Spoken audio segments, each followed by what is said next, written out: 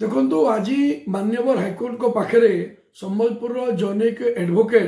जो पिटिशन दायर करते कि रामनवमी रू नहीं हनुमान जयंती पर्यंत 6 तारिख रू 14 तारिख पर्यंत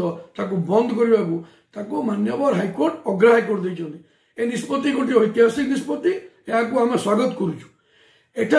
बुझा पड़ो गत थर से बारंबार उदाहरण दौते 2023 रे संपूर्ण भाव दंगाकारी थे अपरपक्ष हिंदू लोक माड़ खाए हिंदू जड़े हिंदू व्यक्ति मृत्यु है मर्डर है हिंदू लोक जेल गले एवं हिंदू मान पर्वपर्वाणी को बंद करने को आवेदन कर दुखद कथा एवं निंदा कर संगे संगे जैनिक एडवोकेट जो पिटिशन दायर कर से कहते मस्जिद अच्छी प्रशासन जावा कथा नहीं संबलपुर सहर में गली कंदी मंदिर अच्छी जदि मस्जिद आड़ रामनवमी हनुमान जयंती शोभा यात्रा जीव ना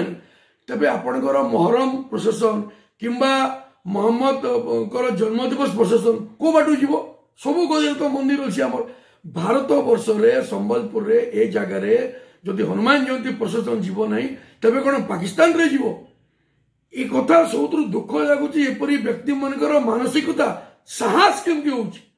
जो माने दंगाकारी घर भंगागला भंगा घर उपर पेट्रोल बम बाहरी से समय पुलिस प्रशासन थी प्रोत्साहन रे दंगा होता पुलिस निर्वदष्ट साजी बीजेडी नेता माने दंगा आरंभ कले से माने निजे रक्षक भक्षक साजी एवं सरकार चाहते सबु संप्रदायर शोभा यात्रा हो समस्ते शांति श्रृंखला बजाय रखु एवं कौन सी धार्मिक शोभा यात्रा को बंद करने को माननीय हाइकोर्ट जो अग्राह्य कले धन्यवाद देवी एवं साधुवाद देवी कि ए प्रकार निष्पत्ति एम आखि खोज दवा कथा।